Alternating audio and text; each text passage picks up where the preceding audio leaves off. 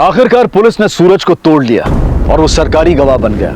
लेकिन यह संदेह अब भी बना हुआ था कि सूरज पर कितना भरोसा किया जा सकता था। कहीं ऐसा तो नहीं था कि वो कोई नई चाल चल रहा था। चल अब बोल, कितने बच्चों को किडनैप किया? यही कुछ 40 के आसपास। क्यों किडनैप किया? काम के लिए साहब, पॉकेट मारने का, चेन खींचने का। क्या है ना साहब, पब्लिक में किसी को समझ में भी आया ना तो बच्चे को देख के कोई जल्दी शक नहीं करता है। इसके साथ क्या किया?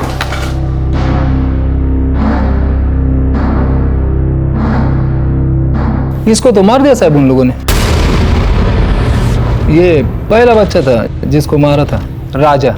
उन लोगों ने मारा और मैंने इसकी बॉडी रास्ते से दूर खड़ी रिक्शा में फेंकी थी साहब। कहाँ हुआ था ये सब? कोल्हापुर स्टैंड के उधर। कब की बात है? 1991 का मार्च महीना था सर।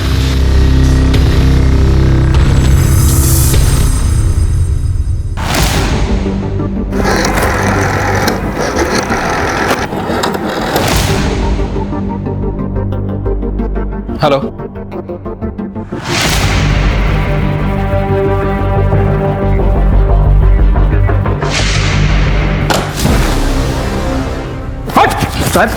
सर सरकारी गवाह बन के हमें गुमराह करने की कोशिश कर रहा है। कोल्हापुर पुलिस को एसटी स्टैंड के पास किसी बच्चे की लाश नहीं मिली थी। बोल। नहीं साहब, मैं झूठ नहीं बोल रहा है। कमल, एक मिनट। तूने बोला कि कोल्हापुर के एसटी स्टैंड में उन्होंने बच्चे को मारा और तू लाश लेके आगे गया। हाँ साहब। कितनी दूर गया था? यही 15-20 मिनट चला होगा साहब। कमल, हो सकता है कि ये एसटी स्टैंड के पुलिस स्टेशन की हद से बाहर चला गया हो। जरा आसपास के पुलिस स्टेशन में पूछ के देखो।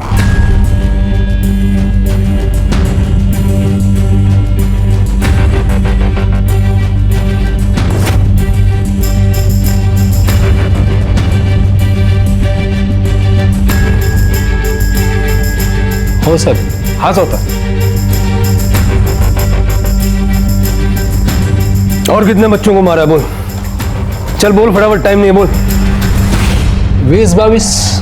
20-22? सूरज को सरकारी गवाह बना लिया गया था, लेकिन पुलिस की उस पर विश्वास की नींव अब भी कमजोर थी, क्योंकि विश्वास करना मुश्किल था कि रुक्मिणी और उसकी 2 बेटियों ने 40 बच्चों को अकेले अगवा किया। और सवाल यह भी था कि उन 40 बच्चों के साथ क्या हुआ। क्या वो सारे के सारे मौत के घाट उतारे जा चुके थे, या सूरज पुलिस के साथ आंख मिचौली खेल रहा था, या फिर सच अपने सबसे भयानक रूप में सामने आने वाला था। और इस विकराल परिस्थिति को देखते हुए राज्य सरकार ने इस केस की तहकीकात के लिए क्राइम ब्रांच ऑफिसर को नियुक्त किया था। Good morning sir. Morning. Kolhapur police ने पहले बच्चे का मर्डर कंफर्म कर दिया है और उसकी डिटेल्स भी हमें भेज दी हैं। सर, ये उन 60 बच्चों की फोटोग्राफ्स हैं जो 1991 से 96 के बीच मुंबई, ठाणे, कोल्हापुर, नासिक, इन जगहों से उठाए गए थे। अभी तक ये कंफर्म नहीं हो पाया कि इनमें से कौन कौन से बच्चे इन्होंने उठाए थे। हालांकि इंक्वायरी से पता चला कि ये जो है बच्चा, इसका नाम है राजा। इसे कोल्हापुर के किसी भिखारी के पास से उठाया गया था। हालांकि इसकी कोई मिसिंग कंप्लेंट अभी तक दर्ज नहीं हुई। ज्यादातर बच्चे इन्होंने मंदिरों और मेलों में से उठाए हैं। सर, ये रुक्मिणी है, इनकी हेड। रुक्मिणी की 2 बेटियां हैं, रंजना और सपना। रंजना रुक्मिणी के पहले पति ट्रक ड्राइवर की बेटी है और रंजना का हस्बैंड है सूरज, जो कि हमारा स्टेट विटनेस है। सूरज की ही गाड़ी में ये लोग एक शहर से दूसरे शहर जाया करते थे और बच्चों की लाशों को ठिकाने लगाने का काम भी सूरज ही करता था। दूसरी बेटी सपना, जो कि किरण भोईर की बेटी है। किरण भोईर पहले आर्मी में था, उसने बाद में रुक्मिणी को तलाक दे दिया और सुषमा से शादी कर ली और इनकी शादी से ये 2 बेटियां हुई, मेधा और देवकी। हमारे लिए केस तब शुरू हुआ जब सपना और रंजना ने मेधा का अपहरण किया और 4 महीने बाद देवकी का अपहरण करने की कोशिश की। मेधा की किडनैपिंग करने का क्या कारण हो सकता है? मेधा को तो बदला लेने के लिए उठाए थे सब। ये रुक्मिणी आई, रंजना और सपना, इनका मेन काम तो पॉकेट मारने का है और वो गोल्ड चेन खींचने का। मेधा को अगर बदला लेने के लिए उठाए तो बाकी बच्चों क्यों उठाए? साहब, वो क्या है, एक औरत जब बच्चे को लेके चलती है ना गोद में, तो किसी भी आदमी को शक नहीं होता कि अपना पॉकेट उसने मारा होगा। और इसीलिए सबसे पहले वो राजा को उठाए थे सब। कहां से उठाए? वो शिरडी का रास्ता है ना साहब, वहीं शिरडी के पास में कहीं से। लेकिन उस वक्त मैं नहीं था उधर साहब। जब मैं वापस आया ना तब इन्होंने ही मेरे को बताया था कि शिरडी में किसी भिखारन का बच्चा उठाया करके।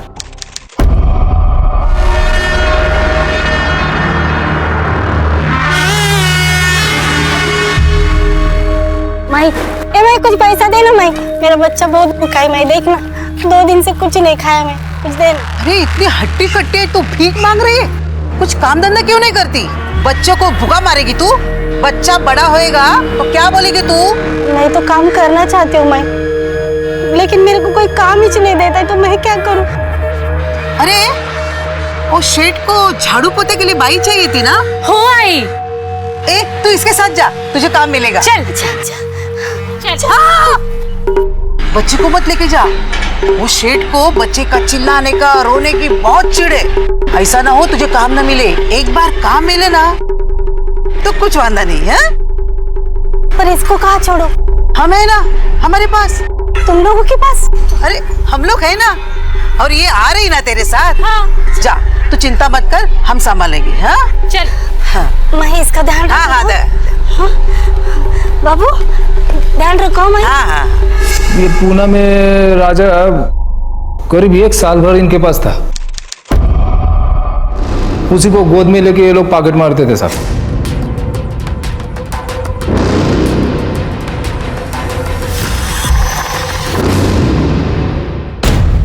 चेन चेन चेन, चोर चोर चोर, अरे चेन चुराई, पुलिस को बुला। अरे छोड़ छोड़ो। अरे चेन चुराई मेरी गले की, पुलिस को बुला पहले। कहाँ छोड़ू मैं? राजा की वहां मौत हो गई और तूने उसे रिक्शा में डाल दिया। अरे नहीं साहब, राजा उस वक्त मारा नहीं था, सिर्फ सर फटा था उसका। हाँ थोड़ा खून बह गया था। पर उसके बाद इन लोगों ने उस आदमी को धमकी दिया ना साहब, तेरे को पुलिस स्टेशन लेके जाएंगे। 2000 रुपये निकल के दिया, निकल गया उधर से। 25, 26, 27, 28, 29 और 30, 3000 ये और ये 2000 रुपया उस आदमी से झटका, वो टोटल हुआ 5000 रुपया। नहीं भारी, आप लोगों ने तो अच्छा हाथ मारा है आज। उसके बाद साहब हम राजा को लेके पीछे की तरफ चले गए। वहां पे रुक्मिणी आए को एक खंबा दिखा। हो गया? हाँ हो गए। चल बड़ा पौधा। हाँ देना, भूख लगी बहुत तेज।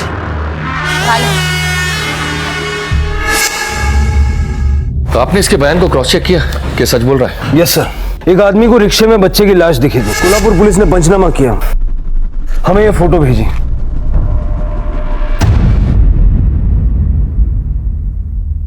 सर ये पहला नहीं है, इसके बाद भी उन औरतों ने कई किडनैप किए। पहले हम ये देखते हैं कि इन 3 औरतों में से कौन कौन अपना गुनाह कबूल करता है, फिर हम नेक्स्ट पे जाएंगे। खोटा बोलते तो कुतरा, राजा को मारा और इल्जाम हम पे लगा रहा है। देख कितना कमीना निकला तेरा आदमी।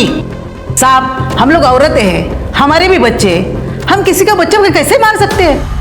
हाँ साहब, चाहिए तो आप हमारे बच्चों से पूछ लो साहब, हम उन्हें कितना प्यार करते हैं, बहुत प्यार करते हैं साहब। बकवास बंद कर। इससे पहले इतने सारे बच्चों को अगवा किया, तब कहाँ था तुम्हारा प्यार? हमने नहीं साहब, वो सूरज उन बच्चों को उठा के लाता था और बोलता था कि रास्ते पे रोते हुए मिला। हम तो उन बच्चों को संभालते थे, उनको खाना पीना भी देते थे और गोद में उठा के लोगों के पर्स चेन मारते थे, है ना? अरे वो तो हमारा धंधा है, इसके लिए सजा है तो दे दो, लेकिन वो बच्चा उठाना मारना ये हम सब नहीं करते। हाँ साहब, हम लोग बिल्कुल सच बोल रहे हैं साहब, हमने ना ही किसी बच्चे को उठाया और ना ही किसी बच्चे को मारा है। उस कमीने ने मारा होगा उसको। हाँ साहब, सूरज नहीं मारा उसको, उसी ने मारा है, उसी ने मारा है साहब। हाँ पुलिस अच्छी तरह से जानती थी कि ये तीनों औरतें झूठ बोल रही हैं, क्योंकि राजा को अगवा करते वक्त सूरज साथ में नहीं था और सूरज इसका सबूत पुलिस को दे चुका था। राजा की दर्दनाक मौत सिर्फ एक शुरुआत थी, आगे अनगिनत असहनीय वहशी दरिंदगी की कहानियां सामने आनी बाकी थी। सूरज के बयान के मुताबिक इन तीनों ने 20 से भी ज्यादा बच्चों को मौत के घाट उतारा था। शिरडी पुलिस ने इन्हें चोरी के इल्जाम में गिरफ्तार किया और सजा भी हुई, लेकिन चूंकि राजा की मां ने पुलिस कंप्लेंट नहीं की थी, इसलिए पुलिस को भनक तक नहीं लगी कि ये मामला सिर्फ चोरी का नहीं बल्कि एक मासूम के कत्ल का भी था। फरवरी 1991 में ये तीनों सजा काट कर बाहर आई और आते ही इन्होंने बच्चों को अगवा करने की कई कोशिशें की, लेकिन इन्हें कामयाबी दिसंबर 1991 में मिली जब इन्होंने मुंबई के थाने से नितिन को अगवा किया और एक और मासूम की जिंदगी दांव पर लग गई।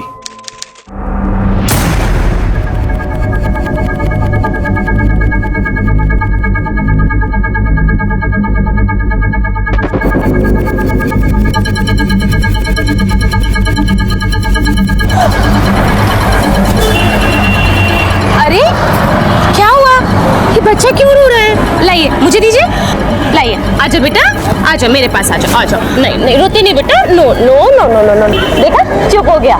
मेरे गोद में आते ही बच्चे चुप हो जाते हैं, नहीं रोते। भूखा तो नहीं है ये? इसको भूख ही लगी, कुछ खाया नहीं है इसने। अरे क्यों नहीं खाया? आप इसको दूध पिलाओ ना। मेरे पास दूध के लिए भी पैसे नहीं है। अरे ऐसे कैसे? बच्चे को भूखा मारोगी क्या? 2 मिनट रुको, मैं दूध पिलवाती हूँ उसको। सपना, सपना इधर आओ। हाँ सपना, इनको पैसे दो और आप पैसे लीजिए, जाके दूध लेके आइए। वो देखिए, वहाँ एक दूध की दुकान है, जाइए बच्चे के लिए दूध लेके आइए। मैं अब भी आई। हाँ ले आइए।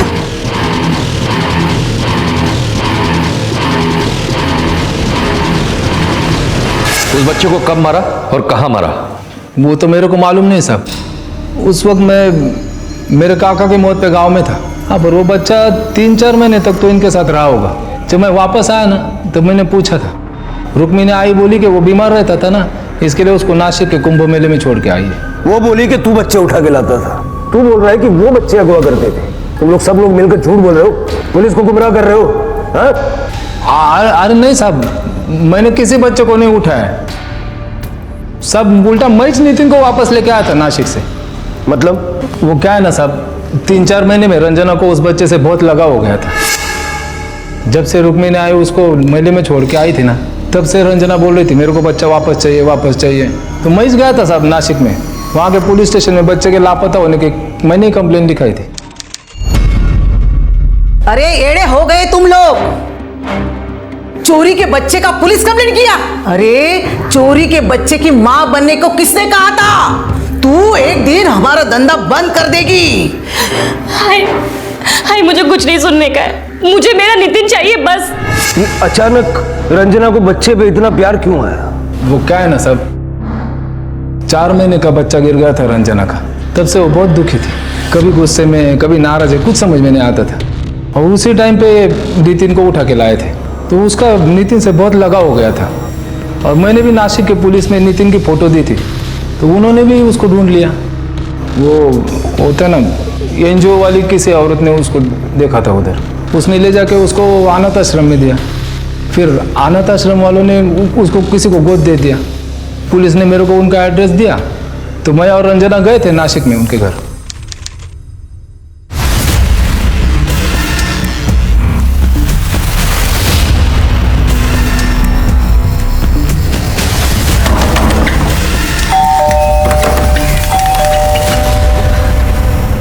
किधर है मेरा नितिन? कौन नितिन? यहाँ कोई नितिन नहीं रहता। नितिन नहीं रहता? लेकिन कसला आवाज है, कोण आले? नितिन, मेरा बच्चा। अरे कहाँ भाग रही हो? नितिन नितिन नितिन, मेरा बच्चा। कहाँ घुस चली आ रही हो? ये मेरा बच्चा है, मेरा नितिन नहीं है। एक मिनट, आप क्या शोर मचा रही है? कौन हो आप? और इसे छोड़िए, मैं पुलिस को बुलाऊंगा, आप शोर मत मचाओ। बुलाओ पुलिस को, मैं नहीं बोलूंगी कि तुमने मेरे नितिन को अपने पास जबरदस्ती रखा हुआ है। हमारे पास लीगली अडॉप्ट किए हुए पेपर्स है इसके, और इसका नाम नितिन नहीं है, इसका नाम कल्पेश है। सब रंजना तो नितिन को छोड़ने को ही तैयार नहीं थी। वो बहुत तमाशा करी, इतना तमाशा किया ना कि सच में पुलिस आ गई। पुलिस भी हमको वही बोली कि उन लोगों ने कानूनी तौर पे बच्चे को गोद लिया है, तो बच्चा उन्हीं के पास रहेगा। पर रंजना नहीं मानी साहब, हमको वकील करना पड़ा। उस वकील का नाम क्या है? कमल जायसवाल। मैंने कितनी मेहनत की थी उन्हें नितिन की कस्टडी दिलाने में। रंजना ने कहा उसका बड़ा बेटा केदार और नितिन जुड़वा है। सूरज ने भी यही कहा। रंजना की स्टेटमेंट में मैंने डॉक्टर को कोर्ट में पेश किया, जिसने रंजना की डिलीवरी करवाई थी। पर कोर्ट में आकर डॉक्टर ने यह कहा कि रंजना के जुड़वा बच्चे हुए ही नहीं, उसने सिर्फ केदार को जन्म दिया था, इसलिए कोर्ट ने उनकी अपील खारिज कर दी। बहुत बेवकूफ बनाया सर उन्होंने मुझे। हैरानी की बात है, एक औरत जिसने इतने सारे बच्चों का खून कर दिया, वो एक पराये बच्चे के लिए कोर्ट तक चली गई। इसी को क्रिमिनल साइकोलॉजी कहते हैं। आप सच बोल रहे हैं सर, क्योंकि दूसरे बच्चों को इतनी बेदर्दी से मारने वाली औरतें जब कभी अपने बच्चों के पास होती हैं तो ऐसे दिखाती हैं कि दुनिया में इनसे अच्छी माँ कोई है ही नहीं। मुझे सिर्फ एक ही बात का डर है कि इन लोगों के खिलाफ हम कितने मर्डर प्रूव करेंगे, क्योंकि लास्ट तक कंफर्म झूठ बोलने वाले हैं। सर सच तो यहाँ कोई बोलते ही नहीं है, बुलवाना पड़ता है। और सर ये लोग भी सच बोलेंगे। इतना आसान नहीं है, देखते हैं। 6 साल का पीरियड है जिसमें इन लोगों ने कई बच्चों के मर्डर और किडनैपिंग की है, वो भी एक शहर से नहीं, अलग अलग शहर से। ये केस पुलिस के लिए वाकई एक बहुत बड़ी चुनौती थी। क्योंकि बच्चे महाराष्ट्र के मुंबई, पुणे, नासिक, कोल्हापुर, सतारा, कल्याण और थाने तक से गायब किए गए थे। इस केस को कोर्ट में मजबूती से पेश करने के लिए पुलिस को बच्चों के शव, कत्ल के हथियार और गवाहों की जरूरत थी। और सिर्फ इतना ही नहीं, तमाम संदिग्धों के मौका वारदात पर होने को भी साबित करना था। अगवा और कत्ल किए गए बच्चों की संख्या लगभग 40 थी, जिसमें से पुलिस अब तक सिर्फ 2 का पता लगा पाई थी। और यह अंदाजा लगाना भी बहुत मुश्किल था कि और कितने मासूम बच्चे इनका शिकार बने, इनकी चपेट में आए। और 4 थे सर। 1993 के मार्च से मई तक रुक्मिणी ने और 4 बच्चों को उठाया था।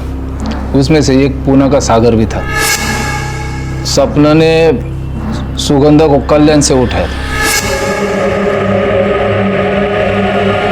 रुक्मिणी और रंजना ने गणेश और मीरा को मुंबई से उठाया था। सुनिए ना, थोड़ा पैसा दीजिए।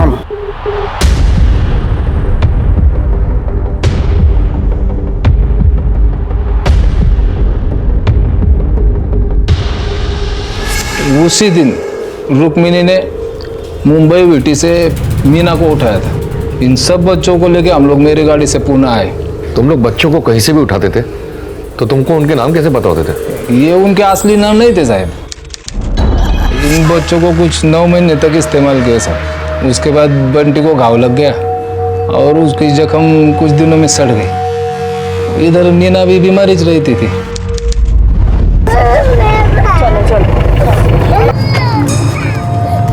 तुम इधर ही रुक जाओ, कोई देखेगा ना तो सीटी बजाना। हम 5 मिनट में काम करके आते हैं। हाँ?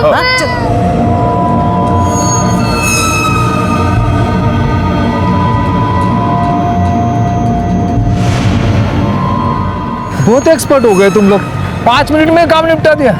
अरे बच्चों को मारना मुर्गी को मारने से आसान है।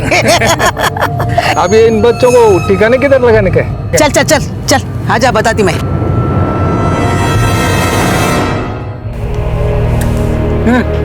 फेंक क्या? एग्जैक्ट जगह बता, दोनों को कहाँ फेंका था? वो खंडाला गांव के पास एक तालाब है, उसमें। कामले सर, खंडाला पुलिस स्टेशन से पता करो कि केस कौन हैंडल कर रहा था। Okay sir.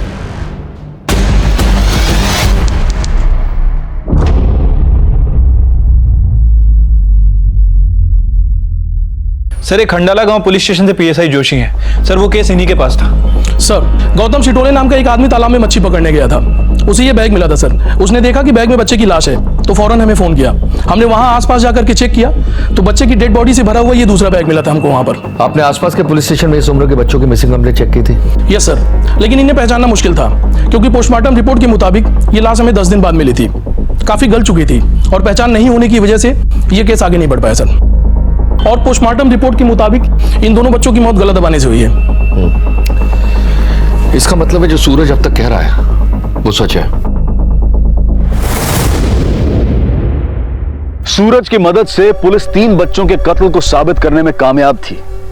बयान के मुताबिक 2 और बच्चों को मारकर नदी में फेंक दिया गया था और मीरा और गणेश अब भी उनके साथ थे। पर जल्द ही गणेश का भी एक मामूली सी वजह के कारण कत्ल कर दिया गया और सूरज के बयान के मुताबिक उसकी लाश को खंडाला घाट के जंगलों में फेंक दिया गया था, जो अभी तक बरामद नहीं हो पाई और पुलिस के पास उसका कोई रिकॉर्ड नहीं था।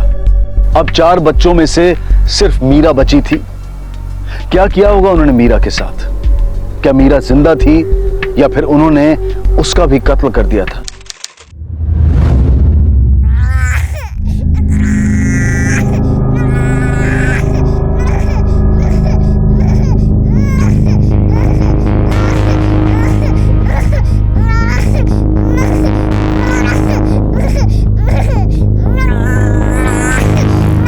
अजीब लोग हैं, बच्चे को ताले में बंद करके गए हैं।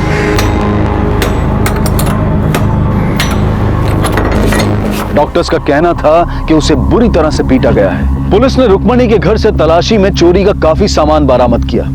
सूरज उनके साथ उस वक्त नहीं रह रहा था, इसलिए सिर्फ इन तीनों को गिरफ्तार किया गया और वो भी सिर्फ चोरी के जुर्म में। क्योंकि रंजना ने कहा कि मीरा उसकी बेटी है और जब वो बाहर खेलने जा रही थी तो किसी आदमी ने उसे बहुत मारा, जिसके निशान अब भी उसके शरीर पर हैं। और इसीलिए बच्चों को प्रताड़ित करने के जुर्म से वो बच गई और 3 महीने में सजा काटकर बाहर आ गई। बाहर आते ही इन तीनों ने जिस जुर्म को सबसे पहले अंजाम दिया था वो था मीरा का कत्ल। एक और मासूम की बलि दी थी इन्होंने अपने सनकीपन को शांत करने के लिए। सर, सूरज ने मीना की बॉडी को जहां डंप किया था, पूना सतारा हाईवे के पास, सर हम उसे वहां लेकर गए थे। सर वो हाईवे सभी जगह से एक जैसा ही दिखता है। सूरज को प्रॉपर पता नहीं है कि उसने बॉडी को कहां फेंका था। सतारा पुलिस स्टेशन से आपने पता किया, उन्हें कोई इन्फॉर्मेशन मीना की बॉडी मिलने का? हाँ सर, सतारा पुलिस के मुताबिक उस साल उन्हें हाईवे के पास कोई भी बॉडी नहीं मिली। मतलब हो सकता है कि मीना की बॉडी को जंगली जानवर खा गए हों या फिर घसीट के जंगल के अंदर ले गए। मतलब मीना भी?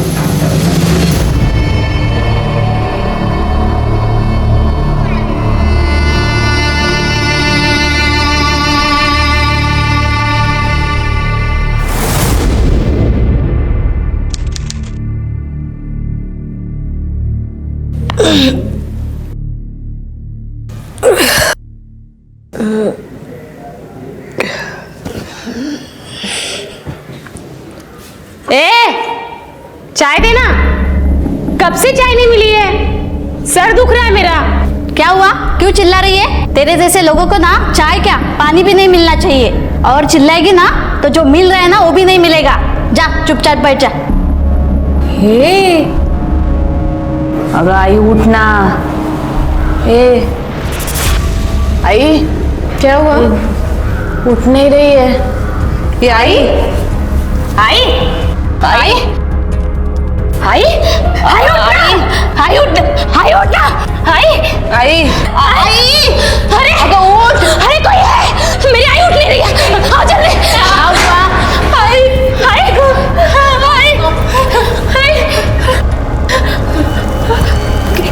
क्या हुआ मेरी आई को? अरे ये तो मर गई। ये आई। रुक्मणी अपने किए की सजा भुगतने से पहले ही मर चुकी थी। रंजना और सपना को अपनी मां रुक्मणी की मौत का दुख था या नहीं कह नहीं सकते, पर दोनों बहुत शांत हो गई थी। लेकिन अचानक भावना इन्हें छोड़कर न जाने कहां चली गई थी कि इन्होंने अपनी मां की मौत का भी फायदा उठाने की कोशिश की। तुम लोगों ने जो किडनैपिंग और मर्डर किए उसमें से 7 साबित हो चुके हैं। बाकी की किडनैपिंग और मर्डर तक भी बहुत जल्दी पहुंचेंगे भाई। अरे साहब, हमने कोई किडनैपिंग नहीं की है, ना ही किसी को मारा है। साहब ये सारा काम हमारी आई करती थी, वही बच्चों को लाती थी। हम लोग ने तो कुछ नहीं किया है साहब। हाँ साहब, वो करती थी और तुम दोनों मौत का तमाशा देखती थी, है ना? हमारे पास सारे सबूत है कि सारे गुनाहों में तुम दोनों बराबर की हिस्सेदार हो। और हाँ, हम इस बात का भी ख्याल रखेंगे कि जब तक तुम दोनों को फांसी नहीं हो जाती तुम मरने ना पाओ। सर एक मिनट।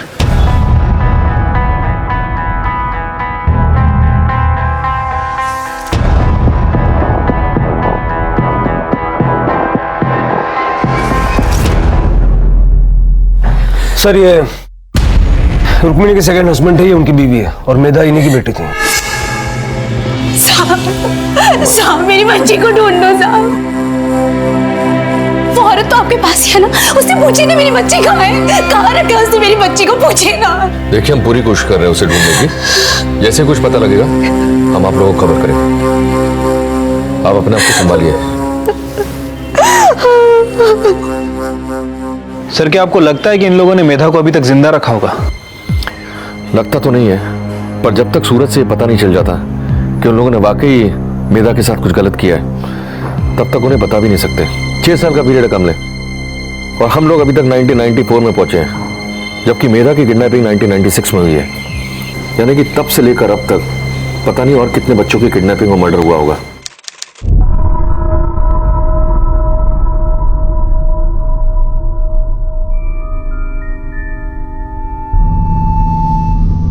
ये उंगलियों पे क्या गिन रहे हो? अरे साहब वो बड़े साहब ने बोला था ना मेधा के पहले कितने बच्चे। घिनौने आदमी इतने सारे बच्चों को मार दिया और उंगली पे गिन रहा है। मेधा नहीं, मीना के बाद से बता। मीना के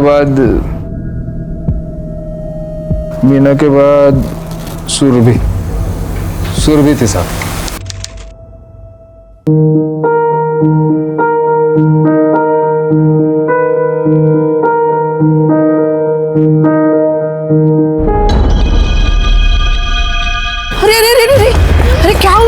तबीयत ठीक नहीं है। तबीयत ठीक नहीं? पानी। अरे जा जा जा जा जा, पानी लेके जा, पानी लेके। मैं पानी लेके आती हूँ। हाँ हाँ। बेटा आपकी आजी की तबीयत ठीक नहीं है। हाँ 2 हफ्ते बाद ही मार दिया था। क्यों? सुरभि को इस्तेमाल नहीं किया चोरी के लिए? कैसे करते साहब, 24 घंटा रोते रहती थी। रुक्मिणी मेरे को बोली भी थी उसको संभाल कर, मैं उसको साइकिल पे घुमाता था, बिस्किट खिलाता था, कोई फायदा ही नहीं हुआ। 1 मिनट चुप नहीं बैठती थी। तो एक रात को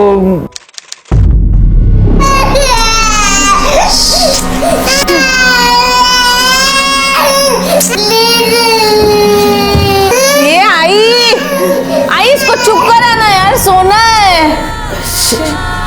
क्या करूं इस लड़के का? मासूम बच्चों को मारने की बात ऐसे बोल रहा है जैसे कुछ हुआ ही नहीं है। मजे लेके सुना रहा। काम जानता हूँ सरकारी गवाह है ना, कानून से हाथ लगाना मना है। बता, सुरभि की बॉडी कहाँ फेंकी?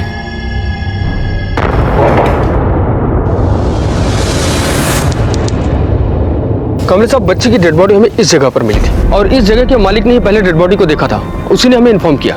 इस उम्र के किसी बच्चे की कोई मिसिंग कंप्लेंट नहीं थी हमारे पास, इसलिए पोस्टमार्टम रिपोर्ट आने के बाद हमने उसका दाह संस्कार कर दिया था। बच्ची की पोस्टमार्टम रिपोर्ट में क्या आया? उसकी मौत की वजह क्या थी? पोस्टमार्टम रिपोर्ट के मुताबिक उसके सर में 2 फ्रैक्चर था और ब्रेन हेमरेज की वजह से उसकी मौत हुई थी। आपके पास बच्ची की डेड बॉडी की कोई फोटो है? हाँ है, लेकिन बच्ची का फेस कई दिनों से धूप में पड़े रहने की वजह से चेहरे के खाल पूरी तरह से फट गई थी, जिसकी वजह से पहचानना मुश्किल है।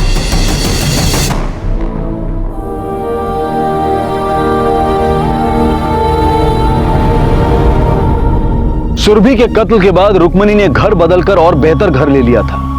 घर बदला था लेकिन वहशी मानसिकता नहीं। नए घर में नए तरीके से कत्ल का सिलसिला शुरू हो गया था और कत्ल करने का तरीका और भी दर्दनाक। मासूम बच्चों का कत्ल करना मानो उनका शौक बनता जा रहा था। यह केस इस कदर घिनौना था कि पुलिस भी आहत दिखाई दे रही थी, लेकिन भावनाओं में न बहकर अपने फर्ज को निभाने की लड़ाई लड़ रही थी, क्योंकि मासूम बच्चों के कत्ल की कहानी खत्म होने का नाम ही नहीं ले रही थी। सूरज ने एक और किडनैपिंग और मर्डर के बारे में बताया, और ये कत्ल पिछले किए गए मर्डर से भी बेरहमी से किया गया। बच्चे का नाम अमर था। अमर?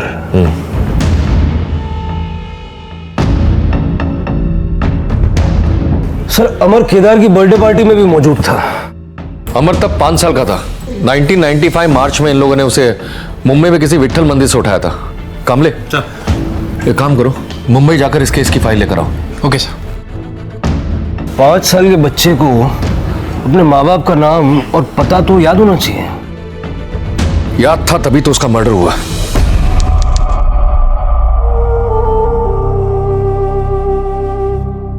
तू मेरे साथ गोटी खेलेगा? ये सब मैं नहीं खेलता, मैं मेरे दोस्तों के साथ क्रिकेट खेलता था। पता है, मेरे घर के सामने बहुत बड़ा ग्राउंड था और पापा के पास भी बहुत बड़ी गाड़ी भी है, वो मुझे रोज चॉकलेट देती थी। यहाँ तो कुछ भी नहीं मिलता। तुम अपनी आजी आई को बताओ ना, वो मुझे पापा के पास वापस भिजवा दे। अमर ने अपने पड़ोसियों को भी अपने घर परिवार के बारे में बताया था, और जब रुक्मिणी को इस बात का पता लगा तो उस बच्चे का इस दुनिया में वो आखिरी दिन था। भगवान ऐसे राक्षसों को पैदा क्यों करता है? एक मासूम बच्चे को इतनी बेरहमी से लोगों ने मारा है ना। इसका मतलब है कि कामड़े को रुक्मिणी के घर में दीवार पे जो खून के धब्बे मिले थे, खून अमर का था। हाँ, और यही कोर्ट में हमारे लिए पुख्ता सबूत का काम करेगा। और मेधा के बारे में उसने कुछ बताया? मेधा का नंबर अभी आया कहाँ है? अभी तो उसके पहले की लिस्ट बहुत बाकी है।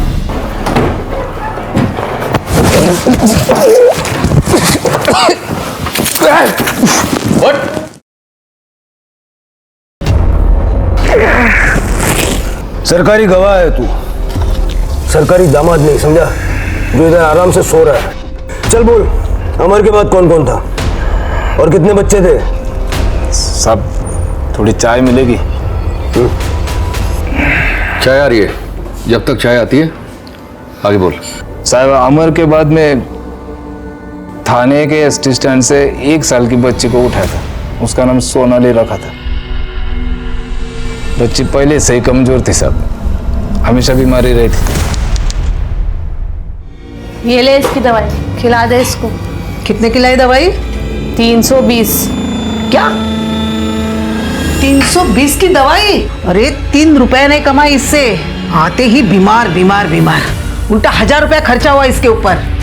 इसे पालने से क्या फायदा? आई अब तो पालने के लिए पैसा भी नहीं बचे। 2 महीने से हम लोग काम पे नहीं गए, और तो और मैंने अपने बच्चे के लिए एक नया कपड़ा नहीं खरीदा। ऐसे कैसे चलेगा आई?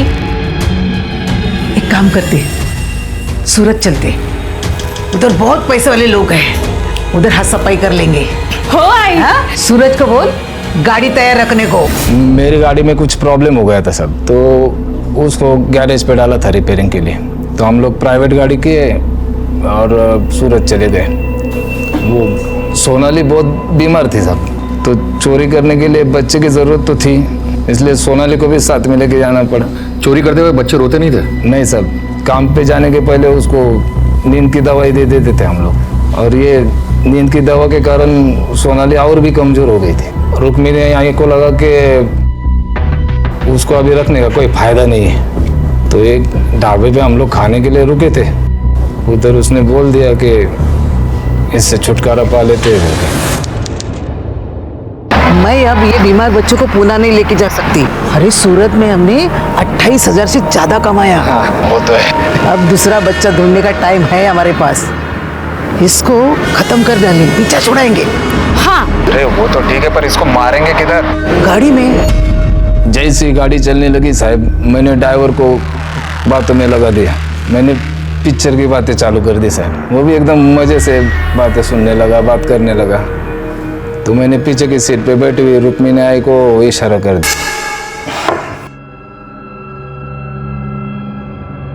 ड्राइवर को बिल्कुल शक नहीं हुआ कि बच्चा साथ में नहीं है? कैसे पता चलेगा साहब? वो तीनों माँ बेटी इस काम में एकदम चालू है।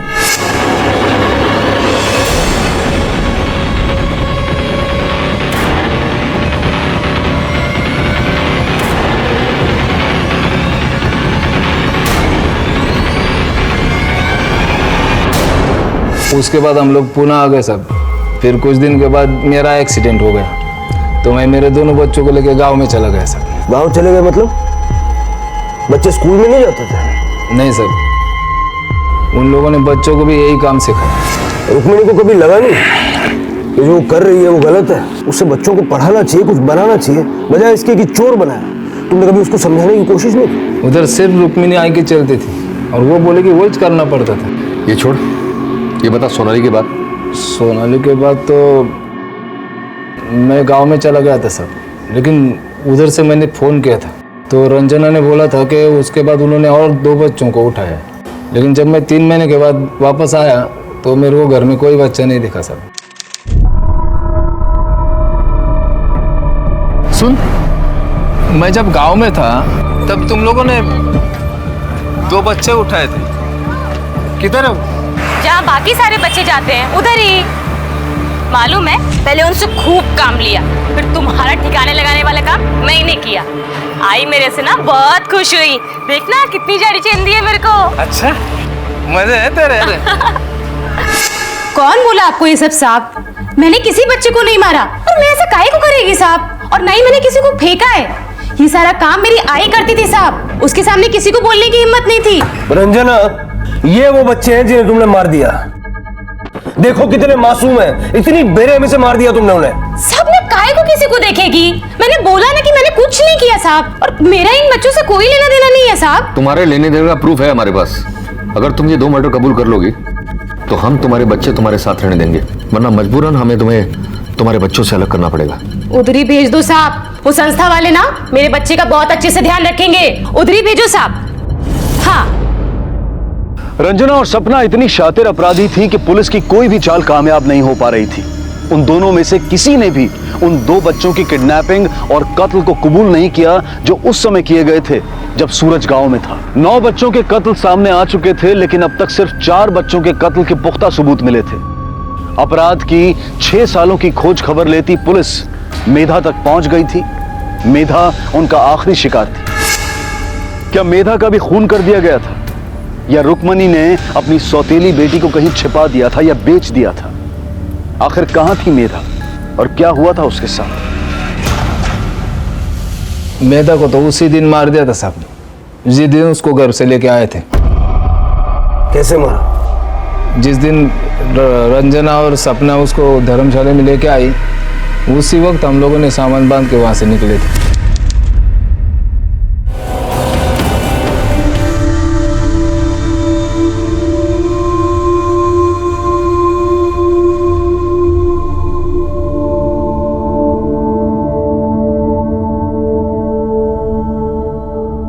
जिंदगी में इतने केस देखे, लेकिन इंसान का ये रूप नहीं देखा। बच्चों को इतनी बेदर्दी से मारा है सालों ने। अब क्या करें, सबके सबूत तो नहीं मिल पाएंगे। जितने सबूत इकट्ठे कर सकते उतना करेंगे और जल्द से जल्द कोर्ट में चार्जशीट फाइल करेंगे। हमारी जिम्मेदारी बनती है कि इन औरतों को फांसी की सजा दिलवाना, और मुझे नहीं लगता कि कोर्ट इन पर जरा सी भी दया दिखाने वाला है।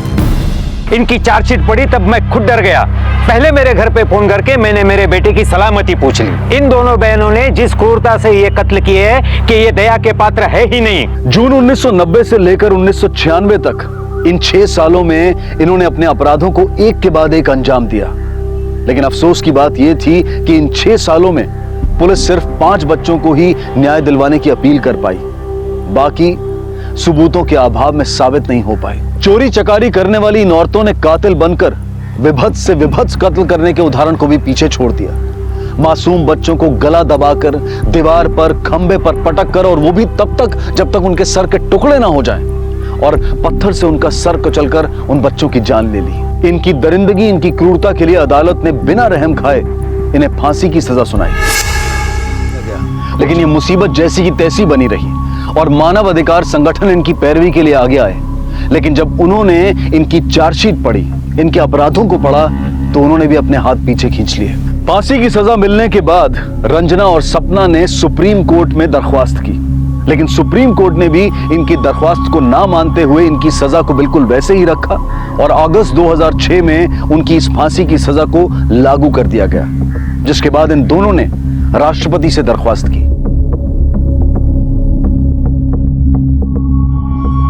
इनके अपराध इतने भयानक थे कि राष्ट्रपति ने भी इनकी दरख्वास्त को खारिज कर दिया और आज ये दोनों बहनें अलग अलग जेल में अपने आखिरी पल का इंतजार कर रही हैं। आज भी रंजना के बच्चे केदार और मारुति जेल में इनसे मिलने आते हैं। जब भी आपको किसी गलत काम को करने में खुशी मिले तो रुक कर गंभीरता से सोचें, क्योंकि ये आपके अपराधी बनने और जेल की सलाखों का बुलावा है। इसी विचार के साथ अब मैं अनूप सोनी आपसे विदा लेता हूं। फिर मुलाकात होगी अगले एपिसोड में एक और चौंका देने वाले केस के साथ। तब तक अपना और अपने परिवार का ख्याल रखें और देखते रहें क्राइम पेट्रोल डायल 100। सबक एक को सीख हम सबको। जय हिंद। नमस्कार, आदाब। Crime petrol dial 100 the burning cases श्रृंखला के आज के एपिसोड में आप सबका स्वागत है। जब सिस्टम में किसी नाजायज मांग की नाजायज पूर्ति के लिए सिस्टमैटिक व्यवस्था कर दी जाती है तो अर्थशास्त्र, नीति शास्त्र और न्याय शास्त्र सब खतरे में पड़ जाते हैं। ऐसी जंग लगी व्यवस्था में जब कोई विसल ब्लोअर अपनी आवाज उठाता है तो ऐसा विस्फोट होता है कि झूठ की तबाही में सच भी कुर्बान हो जाता है। गायब हुए लोग अब अस्तित्व में हैं या नहीं, इसको लेकर भी कई राय हैं। पक्ष विपक्ष, सरकारी गैर सरकारी, समाज और सिस्टम के बीच ऐसे कई अनसुलझे तथ्य इस केस से जुड़े हैं जिनको रोजाना तोड़ा मरोड़ा जा रहा है। और इस केस की मौजूदा चार्जशीट में 23,000 पन्ने हैं। आखिर क्या है ये केस जिसने पूरे देश को हिलाकर रख दिया? इसे जानने के लिए हमें साल 2009 में जाना होगा, जब ऐसी चिंगारियां उठ रही थी जो आगे चलकर एक भयानक आग का रूप लेने वाली थी।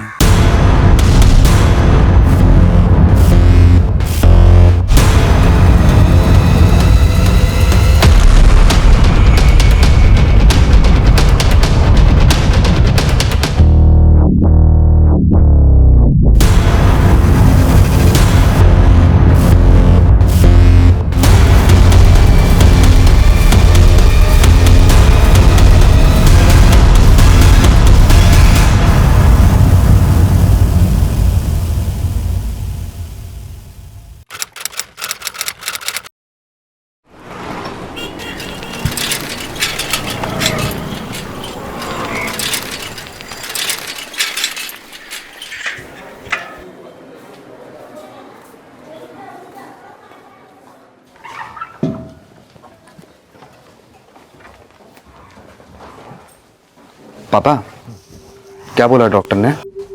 ठीक से कुछ बोलते ही नहीं। 2 दिन से दाखिल करके रखा है और तुम्हारी अम्मा का बुखार है कि उतरने को तैयार ही नहीं।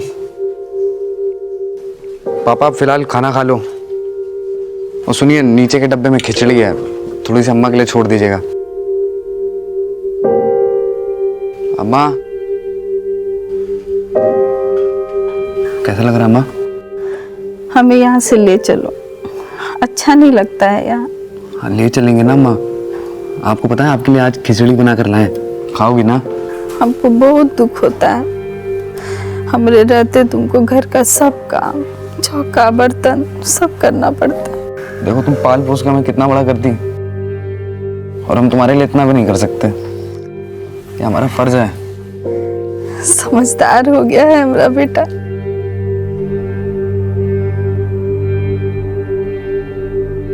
तेरी शादी में खूब नाचेंगे। कैसी बात कर रही हो अम्मा तुम? अस्पताल में भी। कैसी माता जी आप? डॉक्टर साहब अम्मा का बदन बहुत तप रहा है। अब एक काम करिए, चलिए इनको इंजेक्शन देना पड़ेगा।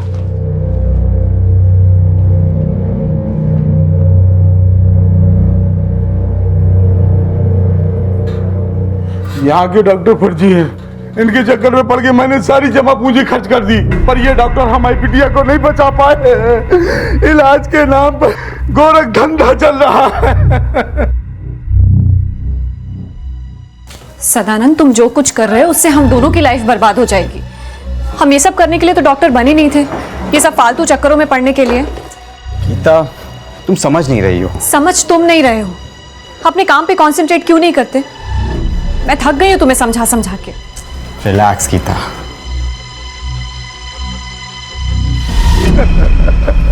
आपकी माँ की तबीयत अचानक खराब हो गई है। डॉक्टर साहब क्या? इनको हार्ट अटैक आया था। Heart attack? लेकिन अम्मा को तो बुखार था ना? हाँ, वो सब कुछ इतनी जल्दी में हुआ कि हम इन्हें बचा नहीं पाए। I am very sorry.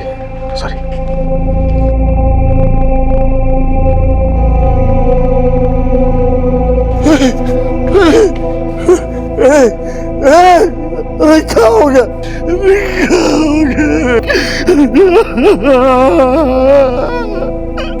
Sir in paper पे साइन कर दीजिए, आपकी माँ का डेथ सर्टिफिकेट आना है। कौन सा इंजेक्शन दिया था हमारी अम्मा को? उसी इंजेक्शन से मरी है ना हमारी अम्मा? ऐसा कुछ नहीं है सर, उनको हार्ट अटैक आया था।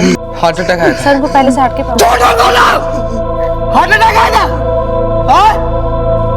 अस्पताल मत करा देंगे आपका। इंजेक्शन देके आपने हमारी अम्मा को मार दिया। बोलते हार्ट अटैक आया था।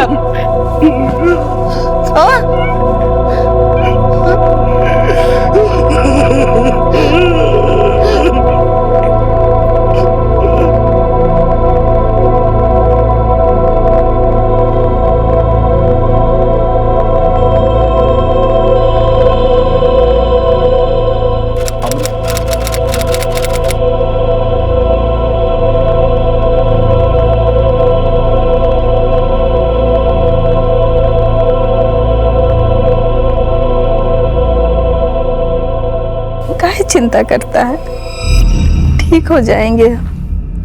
फिर तेरे लिए लड़की भी तो देखनी है, तेरी शादी में खूब नाचेंगे। अब एक काम करिए, चलिए इनको इंजेक्शन देना पड़ेगा।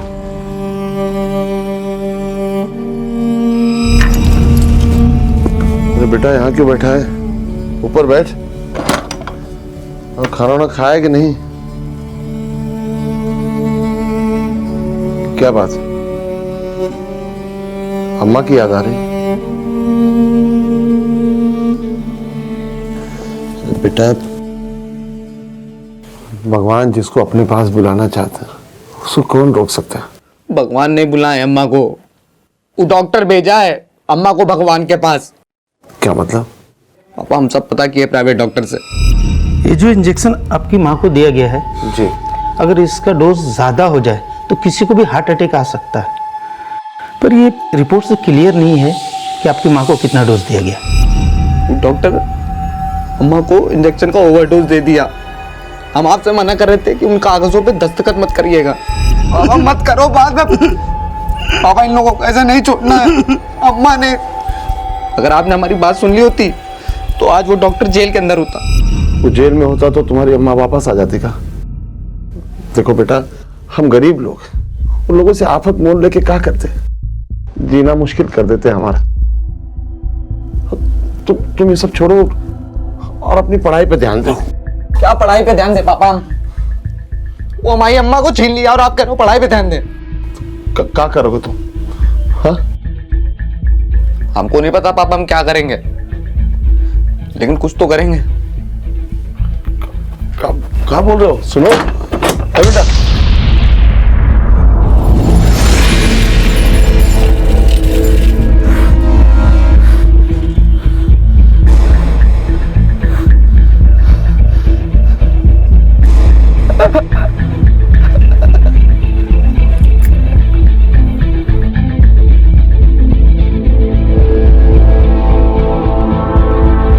यहाँ के डॉक्टर फर्जी हैं।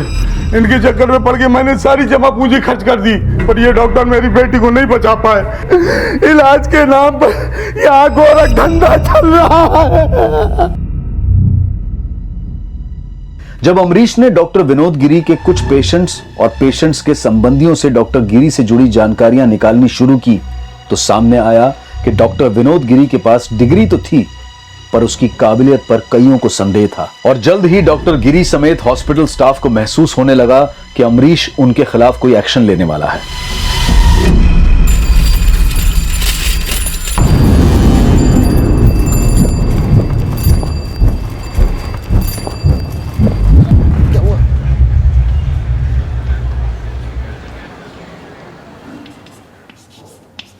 All right.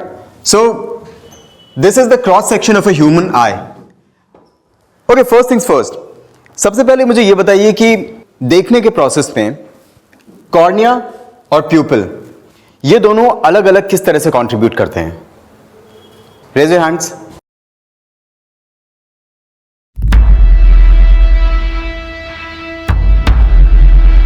बाकी लोग?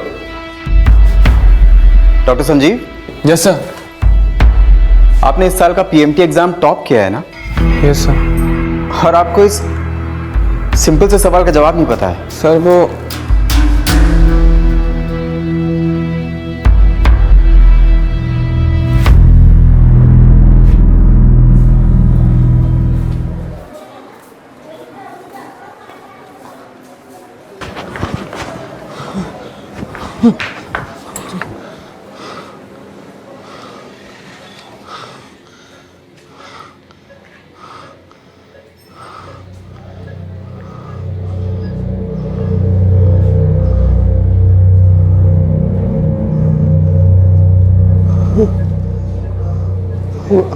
अमरीश, ये क्या हो गया बेटा? कुछ लोगों को बेहोशी की हालत में पड़ा मिला ये। आराम से आराम से। बहुत मारा इसको। क्या? किसने मारा डॉक्टर साहब? ये तो उन्हें भी नहीं पता था, बस इसे भर्ती कराकर चले गए। मरहम पट्टी कर दिया है, लेकिन पेन खत्म करने के लिए इंजेक्शन देना पड़ेगा इसे। पापा पापा इंजेक्शन नहीं, पापा इंजेक्शन नहीं, हमें घर ले चलो पापा। रहने दीजिए डॉक्टर साहब। आपको हमारे इलाज पे भरोसा नहीं है? अरे ऐसा क्या कह रहे हैं डॉक्टर साहब? एक ही अस्पताल है इस इलाके में, अगर इमरजेंसी में कुछ हो गया तो कहाँ लेके जाएंगे आप इसे? नहीं नहीं, हल्दी दूध से ठीक हो जाएगा डॉक्टर साहब। चल चल चल बेटा, जाओ घर में हल्दी दूध पियो। हाँ चल चल चल। अमरीश की आवाज को दबाने के लिए उसका और उसके पिता का हनन होना शुरू हो गया था। डॉक्टर गिरी जैसे लोग अपनी झूठी साख को बचाने के लिए अमरीश और उसके पिता जैसे लोगों के मन में अपने डर का खौफ पैदा कर रहे थे। लेकिन डॉक्टर सदानंद की इस सब में क्या भूमिका थी? Sir, there is something not right here. ये स्टूडेंट्स पीएमटी का एग्जाम क्लियर करके आए और उनको बेसिक चीजें तक नहीं आती हैं, और इनमें से कुछ स्टूडेंट्स टॉपर हैं। मुझे तो इनके रिजल्ट्स पे डाउट है। तुम हर किसी पे डाउट करते रहते हो। It has become your nature now. Sir, मैं अभी क्लास में था। मैं कुछ जरूरी काम कर रहा हूँ, बाद में बात करते हैं। सदानंद, तुम कुछ ज्यादा ही स्ट्रिक्ट हो। स्टूडेंट्स की ऐसी क्लास लेते हो कि उनकी तो बोलती बंद हो जाती है। उनकी बोलती इसलिए बंद हो जाती है क्योंकि उनको कुछ आता नहीं है। आई नो कि यहाँ पर क्या हो रहा है, तेरी ये घिसी पिटी स्टोरी फिर स्टार्ट हो गई। तू घर जा, भाभी वेट कर रही होगी। See you tomorrow. Bye bye, see you.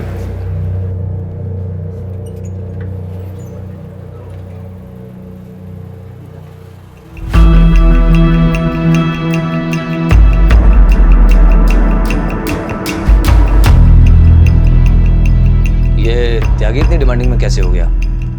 लगता है ज्यादा पर निकल आए हैं उसके। यही तो मैं कहता आया हूँ, कोचिंग क्लासेस के ब्रिलियंट लड़कों को पकड़ते हैं, ढूंढते हैं उन्हें, और उन्हें पैसे भी कम देने पड़ेंगे। अच्छा आइडिया है, इससे दाम भी कम देने पड़ेंगे और त्यागी जैसे टॉपर्स के दाम भी घटे। यही तो।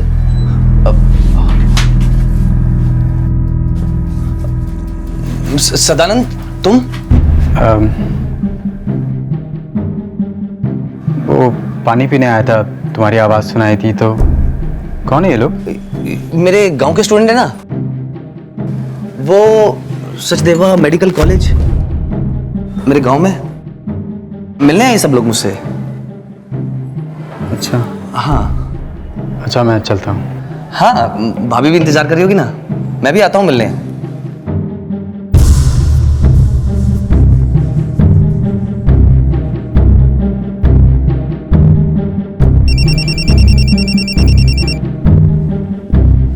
हाँ किशोर, बोल। नागर भाई, ये सदानंद आजकल कुछ ज्यादा ही जासूसी कर रहा है।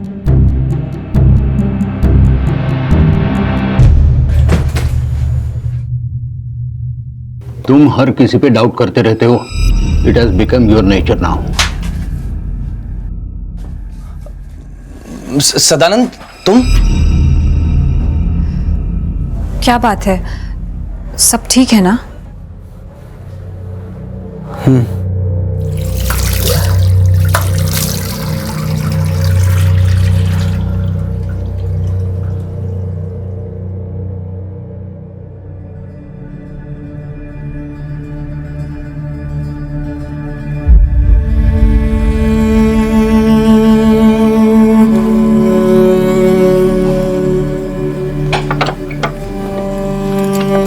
कहाँ जा रहे?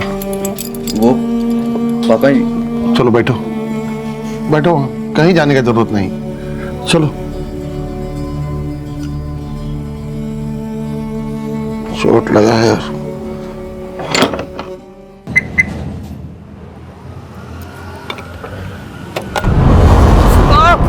अरे देख के भाई।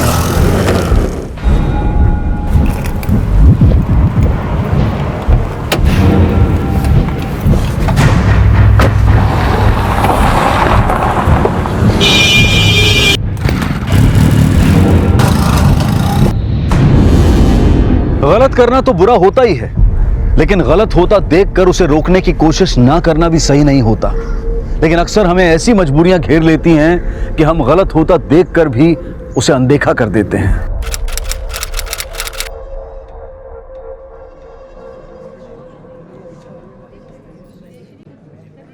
सर, बस आपसे इतनी सी रिक्वेस्ट थी कि हम लोगों का जो सम्मेलन हो रहा है उसमें आप अपना 10 मिनट भी हमें समय दे देंगे तो हम सब लाभान्वित होंगे। बिल्कुल बिल्कुल सर, बिल्कुल।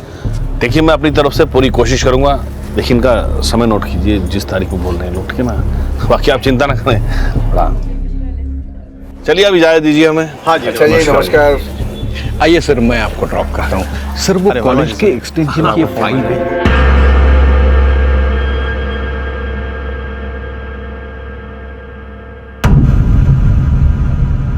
अकेले क्यों बैठे हो सदानंद? यार, मैं तो सबके साथ ही रहना चाहता हूँ, लेकिन लगता है लोगों को मेरी कंपनी पसंद नहीं आती। सदानंद, तुम बिल्कुल नहीं बदले। अब भी बिल्कुल वैसी बातें करते हो जैसी कॉलेज टाइम में किया करते थे। लेकिन तुम और डॉक्टर नागर काफी बदल गए, नहीं? समय के साथ सब बदल जाते हैं। आई सजेस्ट अपने पुराने ग्रुप में वापस आ जाओ। इस तरह उदास नहीं रहोगे। Forget your past and think about your future. यार किशोर, पास ना मैं बदल सकता हूँ और ना भूल सकता हूँ, लेकिन फ्यूचर जरूर बदलेगा। चल Kishore, I have to leave. आना, अगर मैं भी आता हूँ। चल। Okay Sadanand. Okay Sadanand, bye, take care. Bye, take care. जी। अरे मेरी गाड़ी खड़ी है, मैं पार्क करूँगा ना। चिंता मत कीजिए। हाँ, एक मिनट रुक जरा, मैं आता हूँ वॉशरूम से। अच्छा अच्छा, ठीक है। हेलो, हाँ हाँ आ जाऊंगा ना।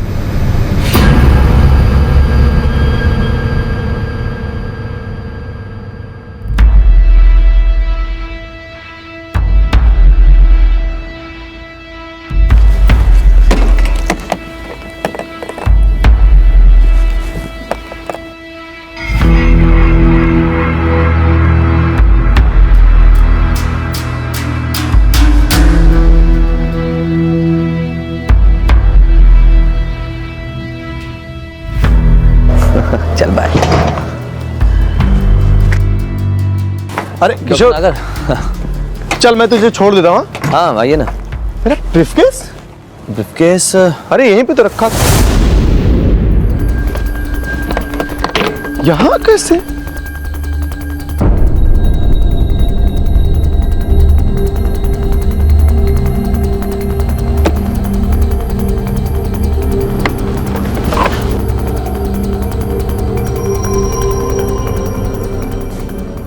ये क्या देख रहे हैं? गीता, ये सारंग त्यागी है, 2008 का टॉपर। और ये देखो, इसका इस फॉर्म में उमेश अग्रवाल नाम लिखा हुआ है। कौन सारंग और उमेश? ये सब क्या हो रहा है? मुझे कुछ समझ नहीं आ रहा। गीता, ये फॉर्म मुझे डॉक्टर नागर के ब्रीफकेस में मिला।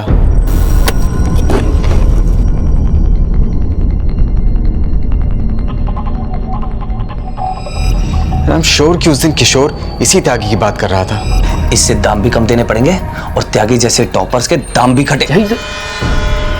ये किशोर और नागर मिलकर धांधली कर रहे हैं यार। पीएमटी के टॉपर स्टूडेंट्स को पैसा देकर दूसरे स्टूडेंट्स का एग्जाम दिलवाते हैं। और ये देखो, अगले पीएमटी का एग्जाम पेपर। तुम्हें याद है जब मैंने पीजी का एग्जाम दिया था, उस वक्त भी एग्जाम पेपर लीक हुआ था, जिसकी वजह से ये किशोर और नागर मुझसे बेहतर रैंक लेकर आए थे। अरे ये लोग तो कॉलेज में क्लासेस में आते भी नहीं थे। इंटरनल एग्जाम्स में हमेशा इनका परफॉर्मेंस पुअर रहता था। उसके बावजूद मुझसे आगे निकल गए,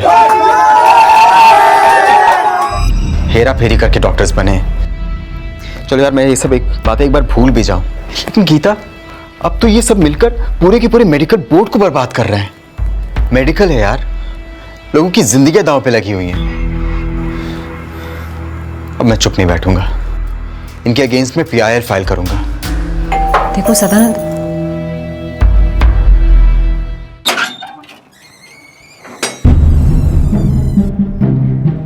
नागर तुम? वो नमस्ते भाभी जी, कैसा है? सब ठीक चल रहा है? बस बस भाई साहब अंदर आइए। आप लोग बाहर क्यों खड़े हैं? मैं कॉफी बनाती हूँ। हाँ हाँ, और भाभी जी, अरे वो कॉफी थोड़ा शक्कर कम डालिएगा।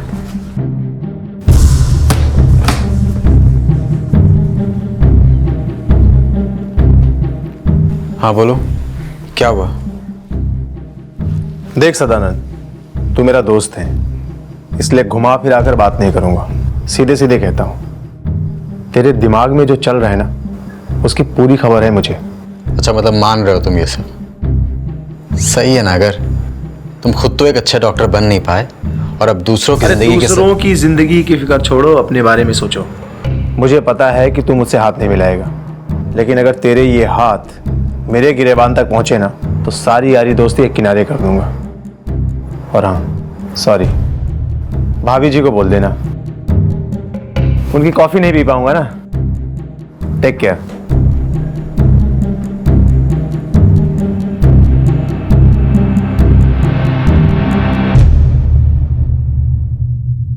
PIL यानी कि पब्लिक इंटरेस्ट लिटिगेशन एक ऐसी जनहित याचिका जो इंडियन कॉन्स्टिट्यूशन के आर्टिकल 39A के तहत देश के हर नागरिक को यह अधिकार देता है कि अगर वो देश के किसी भी सिस्टम में किसी भी तरह की गड़बड़ियां पाता है तो वो अदालत में जाकर उस सिस्टम के खिलाफ अपनी आवाज उठा सकता है। लेकिन सवाल यह था कि डॉक्टर नागर की इनडायरेक्ट धमकियों के बाद क्या डॉक्टर सदानंद अपने PIL फाइल करने के फैसले पर कायम रह पाएंगे? आप जिस नंबर को डायल कर रहे हैं वो इस समय स्विच ऑफ है।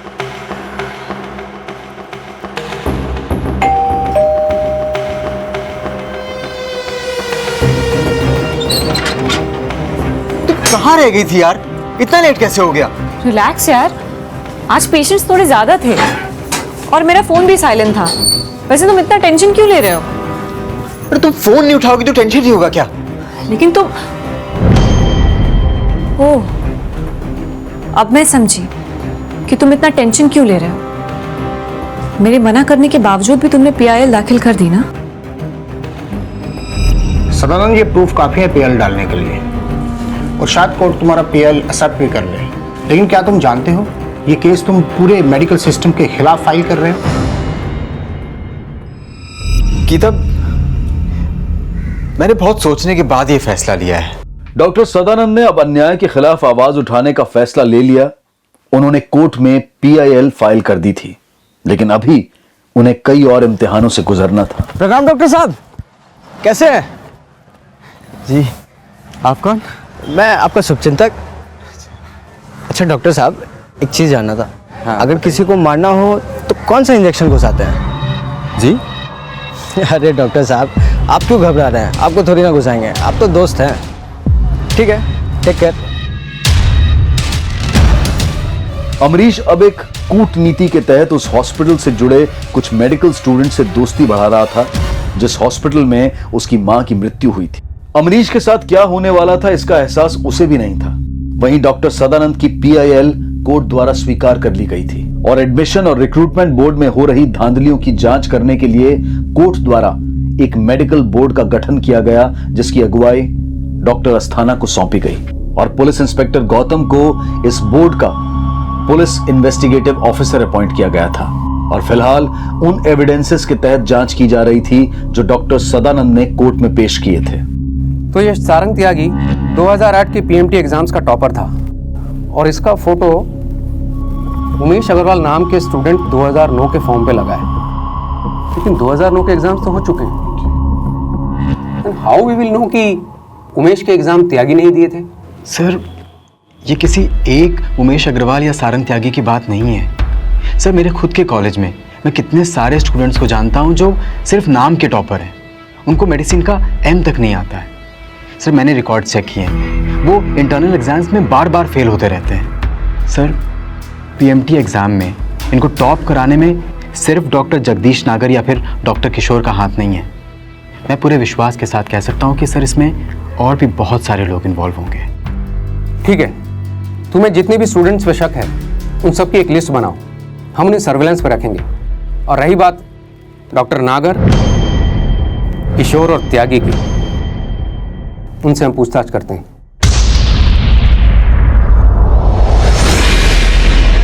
यार तुम तो बहुत बड़े पढ़ाकू निकले, सीधा पीएमटी का एग्जाम क्लियर कर दिया है, मेडिकल स्टूडेंट बन गए। इंटर में कितने परसेंट आए थे तुम्हारे? तुमको मालूम है 60% भी नहीं आया था, लेकिन पीएमटी क्लियर कर लिया एकदम, वो भी बढ़िया वाला रैंक से यार। अच्छा, क्या समझा जाए इसका मतलब? फिर सीधा सरस्वती माता का व्रत रख रहे थे क्या तुम? हैं सारा ज्ञान का भंडार तुम्हें ही दे दे। आज तक जिंदगी में अगरबत्ती नहीं जलाए। अच्छा, और व्रत तो बहुत दूर की बात है यार, बस अपने सक्सेस का राज तो एकदम फिल्मी स्टाइल टाइप का है कुछ। कैसा है तुम्हारा फिल्मी स्टाइल? अरे जब पीएमटी का एग्जाम चल रहा था ना, तो मस्त सिनेमा हॉल में बैठ के सिनेमा देख रहे थे और खा रहे थे पॉपकॉर्न। मतलब पीएमटी का एग्जाम चल रहा था और तुम बैठे सिनेमा हॉल में सिनेमा देख रहे थे और ऐसे ही पास कर लिया पीएमटी? अरे जादू है बाबू, जादू। अच्छा, तो यार गुरु, तुम्हारा जादू तो चल गया, थोड़ा हमारा जादू भी चलवाओ। मतलब ये कि अभी हमने इंटर पास किया है, तो सोच रहे थे बीएससी ना करें, सीधा पीएमटी से ही शुरुआत करें, पीएमटी के एग्जाम की तैयारी कर लेते हैं। हम भी दरअसल डॉक्टर बनना चाहते हैं तुम्हारी तरह। बनवा दूं? बनवा तो सकते हैं, लेकिन बहुत खर्चा करना पड़ेगा। कितना होगा? करप्ट सिर्फ सिस्टम ही नहीं, बल्कि उसको करप्ट बनाने वाले ऐसे स्टूडेंट्स और उनके माता पिता भी उतने ही दोषी हैं जो अपने बच्चों से रिश्वत देकर एग्जाम्स क्लियर करवा रहे थे। और कई स्टूडेंट्स का भविष्य भी ताक पर था जो आने वाले समय में पहली बार मेडिकल एग्जाम देने की तैयारी कर रहे थे। पापा, कॉलेज में फॉर्म फिल किए जा रहे हैं, पीएमटी रहने दो, मैं एक काम करती हूँ, नॉर्मल बीएससी कर लेती हूँ। तुम्हें मेडिकल में जाना है ना, पीएमटी की तैयारी करो, बीएससी करके क्या मिलेगा? पापा, पीएमटी करना इतना इजी नहीं है। अरे तो मुश्किल क्या है भाई? अपने पड़ोस वाले शर्मा जी, उनके बेटे ने पिछले साल 12वीं में तुमसे कम नंबर लाए थे, फिर भी उसने पीएमटी क्लियर किया कि नहीं? आपको पता नहीं है, आजकल ये पीएमटी एग्जाम ऐसे ही क्लियर नहीं होते। शर्मा अंकल ने 25 लाख खर्च किए, तब जाके उनका लड़का पीएमटी क्लियर किया। 25 लाख? मैं जानती हूँ कि आप मुझे डॉक्टर बनते हुए देखना चाहते हैं, लेकिन मैं नहीं चाहती आप पे मेरी वजह से जरा भी प्रेशर आए। मैं एक काम करती हूँ, नॉर्मल बीएससी कर लेती हूँ और आगे जाके कोई प्रोफेशनल कोर्स कर लूंगी। बेटा, तुम्हें मेडिकल में जाना है, पीएमटी की तैयारी करो, समझे? बाकी आगे क्या करना है वो हम देखेंगे। सर ये सब उस सदानंद की साजिश है, जलता है मुझसे। कॉलेज के दिनों से ही मैं हमेशा टॉपर रहा हूँ, उसकी रैंकिंग मुझसे कम रही है। इस बात का बदला ले रहा है मुझसे, फंसाना चाहता है मुझे। सर डॉक्टर सदानंद की दिमागी हालत ठीक नहीं है, वो काफी टाइम से मुझसे ऐसी बात कर रहे हैं, लेकिन ऐसी कोई बात ही नहीं है। सर मैंने खुद अपने एंड से सब कुछ चेक किया है, सब कुछ अकॉर्डिंग टू रूल्स ही हुआ है। कैंडिडेट्स के सिलेक्शन और इंटरनल एग्जाम में कोई गड़बड़ी नहीं है, इस बात की गारंटी मैं खुद लेता हूं। सर मेरी फोटो कोई भी अपने फॉर्म में लगा सकता है, इसका मतलब ये तो नहीं हुआ कि इसमें भी मेरी गलती है। सर मैं अपना स्टैंड क्लियर कर चुका हूँ, आपको सारे प्रूफ्स भी दिखा चुका हूँ, और सर वो लोग एक दूसरे को बचाने के लिए कुछ तो सफाई देंगे ही ना। लेकिन सच क्या है वो ना आप ऐसे बोलकर साबित कर पाएंगे ना वो कुछ उगलेंगे। सर डॉक्टर किशोर, उनके थ्रू हम शायद उनकी रियलिटी तक पहुंच सकते हैं। लेकिन डॉक्टर किशोर उनके लिए काम करते हैं, तो हमारा काम क्यों करेंगे? सर त्यागी के बारे में भी डॉक्टर किशोर से ही पता चला था मुझे। एक दिन मैंने उनको कुछ लोगों से बात करते हुए सुना था कि ये लोग कुछ कोचिंग इंस्टीट्यूट्स में जाकर कुछ ब्राइट स्टूडेंट्स ढूंढते हैं और वीक स्टूडेंट्स की जगह पे उनसे एग्जाम दिलाते हैं। कोचिंग क्लासेस के ब्रिलियंट लड़कों को पकड़ते हैं, ढूंढते हैं उन्हें, और उन्हें पैसे भी कम देने पड़ेंगे। अच्छा आइडिया है, इससे दाम भी कम देने पड़ेंगे और त्यागी जैसे टॉपर्स के दाम भी घटे। एग्जामिनेशन हॉल के आईडी में फोटो तो उन ब्राइट स्टूडेंट्स का होता है, लेकिन नाम और रोल नंबर उन स्टूडेंट्स का होता है जो ये सीट पैसा देके खरीदते हैं। This issue is very serious, लेकिन इसमें कौन कौन इन्वॉल्व है ये सब कैसे पता लगाया जा सकता है? अगर हम पुलिस की मदद से उन कोचिंग सेंटर्स में जाने की कोशिश करें तो। डॉक्टर राकेश दुआ पहुंची चीज़ है, ये वही है ना जब तुम सिनेमा में बैठे फिल्म देख रहे हो, तुम्हारा पीएमटी एग्जाम पास करा। वही था बोल, इन्होंने मेरा ही नहीं बल्कि बहुत लोगों का पीएमटी ड्रीम क्लियर करवा दिया। अच्छा। और तेरे तो मैं डिस्काउंट के लिए भी बात किया है। मैं बात करके आता हूँ। अरे तू रुकना, मैं बात करके आता हूँ। डॉक्टर जी कैसे हैं? आई एम गुड करण, तुम कैसे हो? मैं भी अच्छा। सर आपकी मछली ले आया हूँ, बाहर खड़ा है। भेजो से। सर मेरा 5% कंफर्म है ना? करण एक बात को कितनी बार बोलना पड़ेगा? ठीक।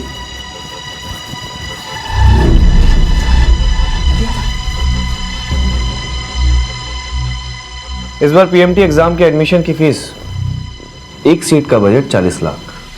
40 लाख रुपए? डॉक्टर साहब ये तो बहुत बड़ा अमाउंट है। देखो अमरीश, बहुत सेटिंग करनी पड़ती है, ऊपर से मेडिकल बोर्ड इस वक्त बहुत ज्यादा स्ट्रिक्ट है। तुम करण की दोस्त हो इसलिए मैं तुम्हारा काम 39 लाख में करवा सकता हूँ, लेकिन हाँ उससे 1 रुपया भी कम नहीं। लेकिन डॉक्टर साहब हम तो सोच रहे थे अगर ये काम 10-15 लाख रुपए में हो जाता है, क्योंकि इतने ज़्यादा पैसे तो हमें देने के लिए है नहीं। अगर आप कहते हैं तो हम अगले साल 39 लाख रुपए लेकर आ जाएंगे, आप तब सेटिंग हमारी कुछ करा दीजिएगा। ठीक है अमरीश, तुम कुछ एडवांस जमा करवा दो और अगले साल के लिए अपना नाम लिखवा दो। हाँ अब तो टेंशन मत ले, अब वो सब ना हम तुमको बता देंगे। तुम चलो, तेरा सीट कंफर्म हो गया, आ जाओ।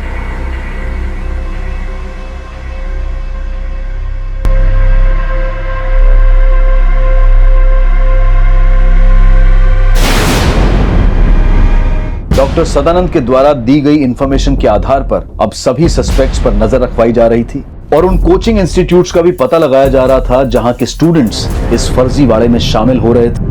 अच्छे से एग्जाम देना, सारी टेंशन भूल के। हाँ, हमें विश्वास है बेटा कि हमारी बिटिया का एडमिशन मेडिकल कॉलेज में जरूर होगा। अरे नरेश जी कैसे? बस बढ़िया। काउंसलिंग हो गई? काउंसलिंग भी हो गई और गवर्नमेंट कोटे वाली सीट भी लॉक हो गई। अमरीश ये पीएमटी का टॉपर है पिछले साल के, और इस साल भी पीएमटी इन्होंने क्लियर कर दी और देख काउंसलिंग भी करवा ली इन्होंने, सीट लॉक। सर आपने तो जब पिछले साल भी टॉप किया होगा तो आपको अच्छा कॉलेज मिला होगा, तो आपने फिर से एग्जाम क्यों दिया?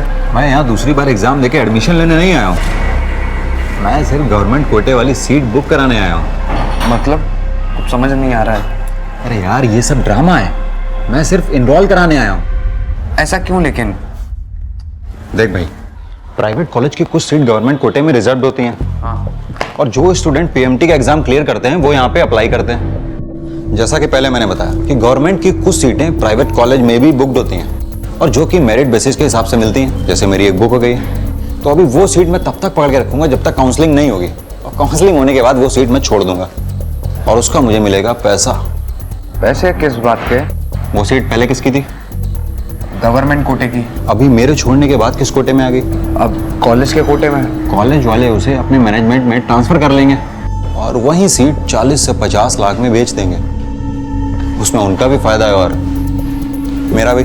तो इसमें नरेश भाई मतलब जैसे पूरा मेडिकल सिस्टम इन्वॉल्व रहता है। सबके सब मिले रहते हैं, सबको शेयरिंग मिलता है। रेडियोलॉजी की सीट 1 करोड़ तक बिकती है भाई। पर तुम ना टेंशन मत लो, तुम्हारा नाम 38 लाख तक हो जाएगा। तुम जाओ और जल्दी से ना पैसे का इंतजाम करो अगले साल तक। अमरीश अपनी सूझबूझ से जो पता लगाने की कोशिश कर रहा था वो पूरे मेडिकल सिस्टम की पोल खोल रहा था, लेकिन हैरानी की बात यह थी कि 2009 में मेडिकल बोर्ड के गठन के बाद साल 2010 में कई जगहों पर ये फर्जी एग्जाम्स हो रहे थे। इस बार अमरीश ने डॉक्टर सदानंद की सलाह पर साल 2010 में अपने एरिया से एक फ्रेश PIL फाइल की और जल्द ही उसकी PIL भी एक्सेप्ट कर ली गई और अदालत ने दिगवाना पुलिस को अमरीश द्वारा लगाए गए आरोपों पर कार्रवाई करने का आदेश दिया। इस बार PMT एग्जाम के एडमिशन की फीस, एक सीट का बजट 40 लाख। सबके सब मिले रहते हैं, सबको शेयरिंग मिलता है। माना कि इन रिकॉर्डिंग्स को कोर्ट ने ऑथेंटिक माना है, लेकिन अगर तुमने वीडियो बनाई होती तो उनके खिलाफ स्ट्रॉन्ग केस बनता। सर मैंने वीडियो बनाने की पूरी कोशिश करी, हिडन कैमरे का इंतजाम नहीं हो पाया बस उनसे सर। ठीक है, तुमने जिन जिन के नाम पॉइंट किए हैं हम उन पर निगरानी रखते हैं। सर हमारी आपसे एक दरखास्त है सर ये करण, डॉक्टर दुआ, डॉक्टर नरेश, सर इनको मत छोड़िएगा। और इनकी तरह एक फ्रॉडिया और है सर, डॉक्टर विनोद गिरी। सर आज उसी की वजह से हमारी अम्मा की जान गई है सर। मुझे ऐसा लगता है कि कमलेश के जरिए ही ब्राइट कोचिंग के स्टूडेंट्स को फेक आईडीज पर एग्जाम दिलवाए जाते रहे हैं।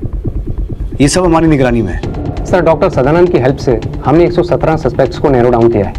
ये वो स्टूडेंट्स हैं जिनके रिजल्ट्स पे हमें डाउट है। शायद इन स्टूडेंट्स ने इसी किशोर और कमलेश जैसे लोगों को पैसा देकर एग्जाम क्लियर करवाया। और ये इनमें से 12 टॉपर्स ऐसे हैं जिन्होंने 2009 में भी एग्जाम दिए और 2010 में भी, ये क्लियर है। और ये वो 8 स्टूडेंट्स हैं जिन्होंने दूसरे स्टेट से यहाँ कर एग्जाम दिए। शायद ये वहाँ के टॉपर्स हैं, लेकिन इन्होंने यहाँ के स्टूडेंट्स के लिए फर्जी आईडी पे एग्जाम दिया। हम इस सब की जांच करते हैं, लेकिन मुझे ऐसा लगता है कि कोई भी ठोस कदम उठाने से पहले हमें जुलाई एग्जाम्स का इंतजार करना चाहिए। हो सकता है एग्जाम सेंटर से हम ऐसे कुछ स्टूडेंट्स को रंगे हाथों पकड़ सकें। खाना लगा दूं क्या? ये लाइट कैसे चली गई?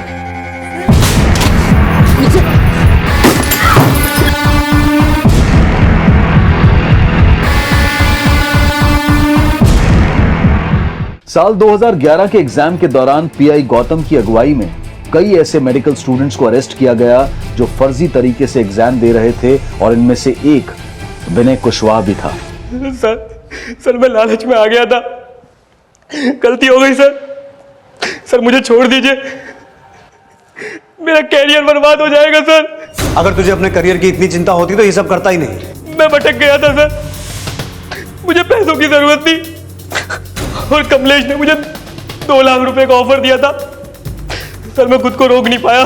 विनय समेत बाकी सभी के बयानों में कमलेश का नाम सामने आया जो इस फर्जी वाड़े का ब्रोकर मिडिलमैन था और कमलेश ने बयान दिया कि वो ये सब कुछ डॉक्टर किशोर के कहने पर कर रहा था और जल्द ही किशोर को भी अरेस्ट कर लिया गया।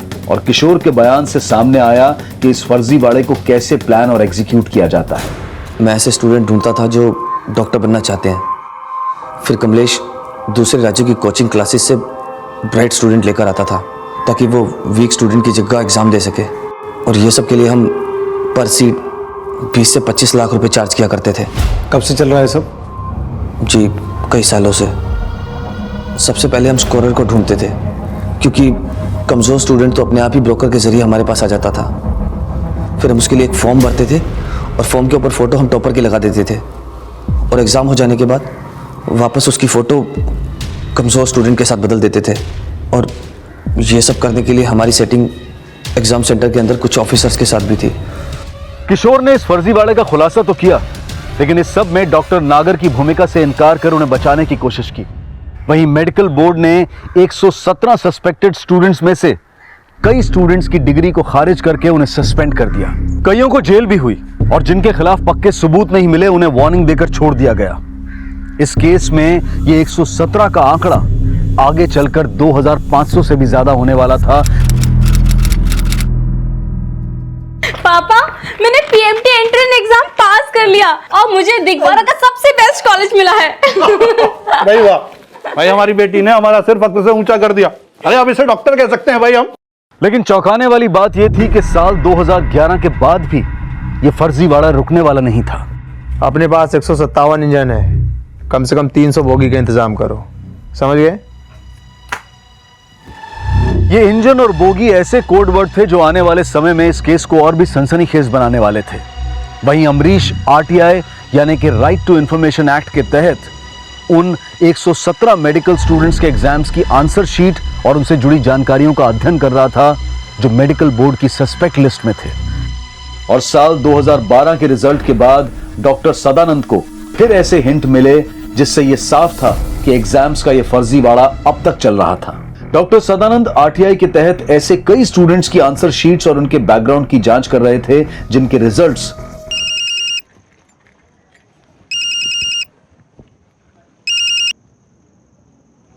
हेलो, तुम फौरन बॉयज हॉस्टल के पास पहुंच जाओ, वहां तुम्हें ना सारे स्टूडेंट्स की इंफॉर्मेशन मिल जाएगी।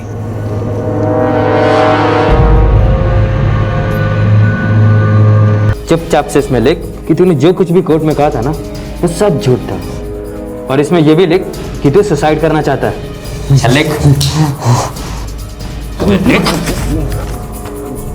अमरीश पर यह 14वीं बार हमला किया गया था और वहीं डॉक्टर सदानंद को भी रोजाना कई तरह की धमकियां मिल रही थी, लेकिन धमकी देने वालों की पहचान नहीं हो पा रही थी।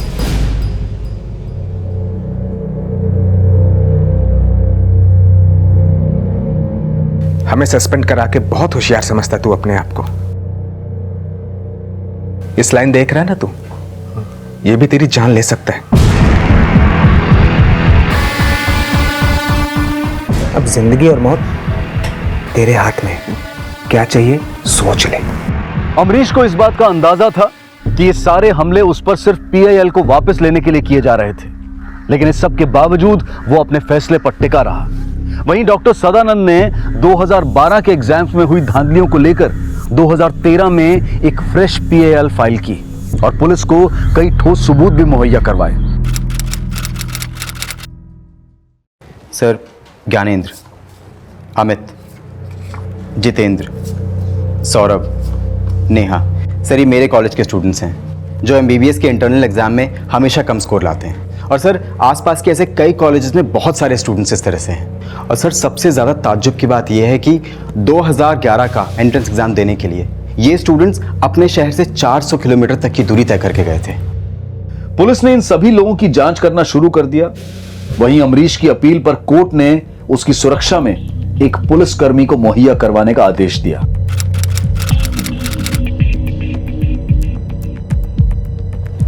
सर ये बहुत ही इंपॉर्टेंट इन्फॉर्मेशन हाथ लगी है। सर ये उन 20 स्टूडेंट्स की लिस्ट है जो इस साल फर्जी आईडी के साथ दूसरे स्टूडेंट्स के बिहाफ पे एग्जाम में बैठने वाले हैं।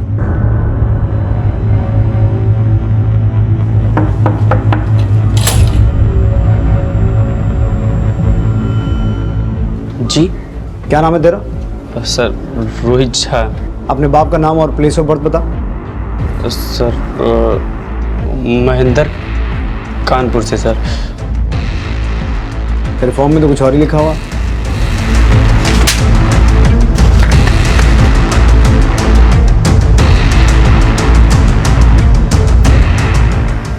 मेरा नाम रोहित झा नहीं है सर, मेरा नाम अरुण तिवारी है सर। सर मैं तो इस राज का हूं भी नहीं, मैं तो यहाँ स्कूलर बन के आया था सर। तुझे यहाँ बुलाया किसने था? नाम बोल। जगदीश नागर। इन स्टूडेंट्स के बयानों के बाद डॉक्टर नागर का अरेस्ट वारंट निकला, लेकिन डॉक्टर नागर फरार हो चुका था और उसके फोन भी बंद थे।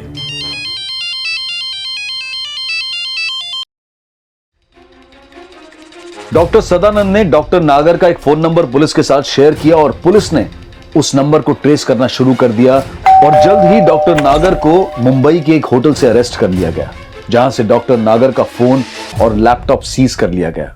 देखिए, ये सब मुझे फंसाने की साजिश है। मेरा इन सब कैंडिडेट से कोई भी डायरेक्ट कनेक्शन नहीं है। ज्यादा होशियार मत बन। हमने किशोर से सब पता कर लिया है, उन 317 कैंडिडेट्स के बारे में जिनके नाम तुम्हारे लैपटॉप से मिले थे। काफी लोग गिरफ्तार भी हो चुके हैं और कुछ इंजन्स ने तुम्हारा नाम लिया है कि इस सब में तुम शामिल हो। अब ये बताओ कि एडमिशन और रिक्रूटमेंट बोर्ड में वो लोग कौन हैं जो तुम्हें इंजन और बोगी के रोल नंबर अलॉट करते हैं? सर, वो जगदीश नागर इंजन स्टूडेंट्स को लाता था, वही उनके फॉर्म भर के मुझे देता था। इंजन के पीछे और आसपास के स्टूडेंट को बोगी कहते। ये नागर को एग्ज़ाम क्वालिफाई करने के लिए पैसे देते थे। तुम लोग ये इंजन और बोगी की धांधलियां करते कैसे थे? सर, जो स्टूडेंट एग्ज़ाम में अच्छे मार्क्स लाते हैं उनको इंजन कहते हैं। हम ऐसे ब्राइट स्टूडेंट की कोचिंग से स्कोरर सेलेक्ट करते हैं। ये स्कोरर असली कैंडिडेट की जगह बैठकर खुद एग्ज़ाम देते हैं। हम स्कोरर और असली कैंडिडेट की फ़ोटो को सॉफ्टवेयर के ज़रिए मिक्स कर देते हैं, जिससे असली और नकली कैंडिडेट की शक्ल 40 से 60% तक मिलने लगती है। ऐसे में एग्ज़ामिनर को और ग्राउंड ऑफिसर को ज़्यादा फ़र्क पता नहीं चलता कि एग्ज़ाम देने वाला कैंडिडेट कौन है। और अगल बगल बैठने वाले बोगी स्टूडेंट इंजन के पेपर से नकल करते हैं। तो मतलब तुम लोग इंजन स्टूडेंट को पैसा देकर फेक आईडी पर एग्ज़ाम दिलवाते और बोगी स्टूडेंट से पैसा कमाते थे, और नागर के कहने पर तुम इंजन और बोगी स्टूडेंट को रोल नंबर अलॉट करते थे? हाँ सर, मैं हर एक अलॉटमेंट के 25,000 रुपये लेता था। पापा पापा पापा पापा नहीं पापा, अब यहाँ नहीं रहेंगे पापा, ये शायद छोड़कर कहीं दूर चले जाएंगे। नहीं नहीं बेटा, कहीं नहीं जाएंगे हम लोग, यहीं रहेंगे।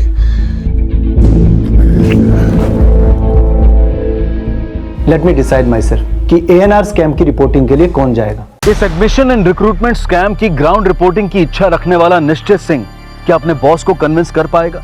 क्या अपने पिता पर हुए हमले के बाद अमरीश अपनी लड़ाई पर विराम लगा देगा?